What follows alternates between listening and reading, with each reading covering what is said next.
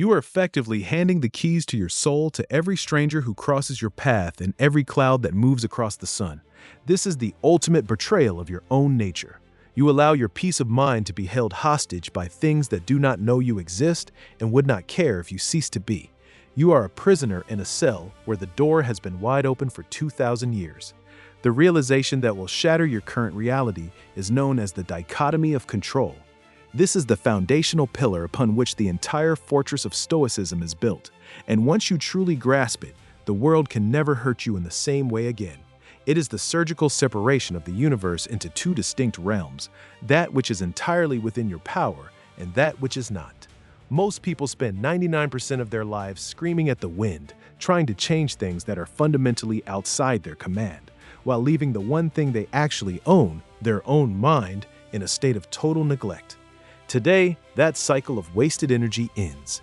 You are about to learn how to identify the boundaries of your own kingdom so that you can stop fighting losing battles and start winning the only war that matters. Consider the life of Epictetus, a man who began his journey as a slave in the Roman Empire. His very body was the legal property of another human being. He possessed no wealth, no status, and no physical autonomy. Yet, within the walls of his servitude, he discovered a freedom that his masters could never touch. He realized that while a master could chain his leg or command his labor, no power on earth could force him to think a certain way or value a certain outcome. In his foundational work, the Enchiridion, Epictetus wrote that some things are up to us and some things are not up to us. Our opinions are up to us, and our impulses, desires, and aversions, in short, whatever is our own doing. Our bodies are not up to us, nor are our possessions, our reputations, or our public offices, or, that is, whatever is not our own doing. This was not a comfortable academic theory for him. It was a survival mechanism. He understood that if you try to control the external world, you are doomed to a life of anxiety and disappointment. Imagine the Roman Emperor Marcus Aurelius, the most powerful man on the planet, sitting in a tent on the edge of a dark, frozen forest during a brutal military campaign. He had the power to move legions and command the deaths of thousands, yet he spent his private moments writing to himself in his journals, now known as the Meditations, reminding himself that the only place he could find true stillness was within his own inner citadel.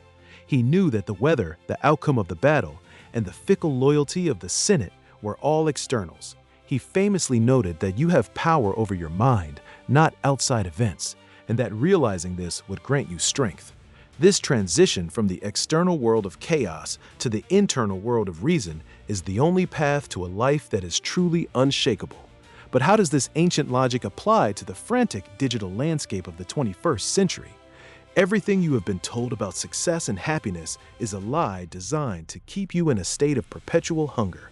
You are conditioned to believe that you need the approval of people you don't even like, that you need a specific number in a bank account to feel secure, and that you need the world to behave exactly as you wish for you to be at peace. This is a cognitive trap. It is a modern-day matrix that feeds on your frustration. When you sit in traffic and feel your blood pressure rise, you are suffering because you have forgotten the dichotomy of control. You cannot move the cars. You cannot change the red light. By demanding that the traffic disappear, you are trying to play God with a universe that isn't listening. Stop.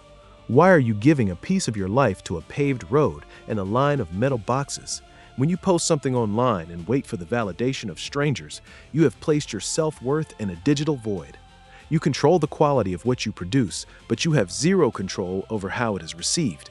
If you base your happiness on the reaction, you have become a slave to the algorithm. The high energy of this realization is that the moment you stop caring about things you cannot control, you suddenly have an enormous, untapped reservoir of power to pour into the things you can. You become a powerhouse of focused intention.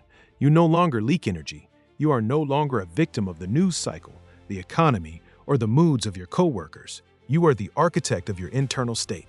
Seneca, the great Stoic statesman, warned that we suffer more often in imagination than in reality. We create vast landscapes of terror based on possibilities that may never happen and outcomes we could never influence. When you reclaim your focus, you step out of that burning house of imagination and into the cool, calm reality of the present moment. you realize that even if the worst happens, your character and your ability to choose your response remain intact. This is the ultimate hack. It is the realization that you are not the character in the game being tossed around by the environment. You are the player who decides how the character responds to every challenge. To move this from a concept in your head to a weapon in your hand, you must practice 3 specific exercises every single day. The first exercise is the morning filter. As soon as you wake up, before you check a screen or speak a word, list the 3 biggest challenges you expect to face today. For each one, draw a line in your mind. On one side, place everything about that challenge that is outside your control. On the other side, place the only thing that is yours, your judgment and your effort. If you have a difficult meeting, the outcome is not yours. The opinions of your boss are not yours. Only your preparation and your commitment to remain calm are yours. By doing this, you enter the day with a shield already raised. You have already accepted the possibility of external failure, which makes internal success inevitable. The second practice is the implementation of the reserve clause. This is a linguistic shift that changes your entire psychological orientation toward the future. Never say, "I will achieve this result." Instead, say, "I will do my absolute best to achieve this result, fate permitting." This small addition, fate permitting, is a constant reminder of the boundary of your power.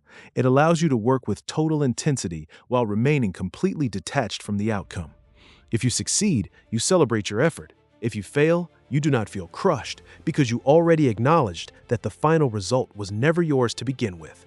You become like an archer who has done everything in their power to aim correctly and release the string perfectly, but understands that once the arrow leaves the bow, a gust of wind might take it off course. The archer is at peace because the excellence was in the aiming, not the hitting of the bullseye. The third practice is the evening audit. Before you sleep, review your day through the lens of your intentions. Do not ask if things went well. Ask if you acted well. Did you waste energy on a grievance you couldn't change? Did you let an external event dictate your internal mood? This is not about self-punishment. It is about data collection. You are training your brain to recognize the leakages of power. Over time, you will find that your mind automatically begins to categorize events as they happen. A storm breaks and you think indifferent. Someone insults you and you think their opinion, not my problem.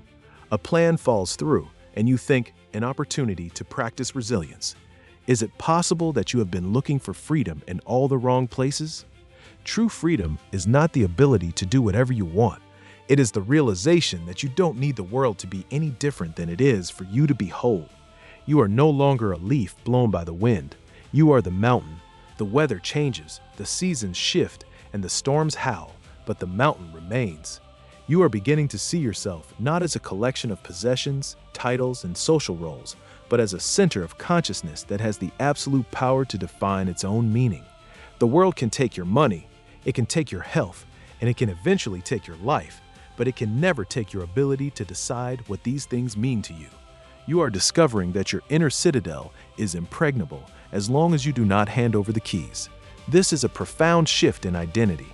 You are moving from being a subject of fate to being a student of philosophy. You see that every difficulty is simply a piece of raw material for you to work with, a chance to exercise the muscles of your soul. Now, go out into the world and put this into immediate action. Stop asking for things to happen as you wish and start wishing for them to happen as they do. Look at every frustration, every delay, and every disappointment as a test of your ability to distinguish between what is yours and what is not. Do not let the world tell you how to feel.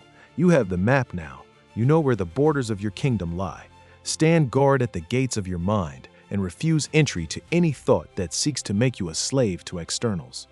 You have seen the truth of the dichotomy of control, and there is no going back to the old way of living. Live as if your internal state is the only thing that matters, because in the end, it is.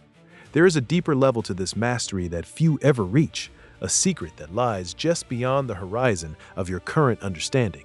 You have learned how to protect yourself, but you have not yet learned how to use this power to transform the very fabric of your existence in ways that seem almost impossible to the untrained mind.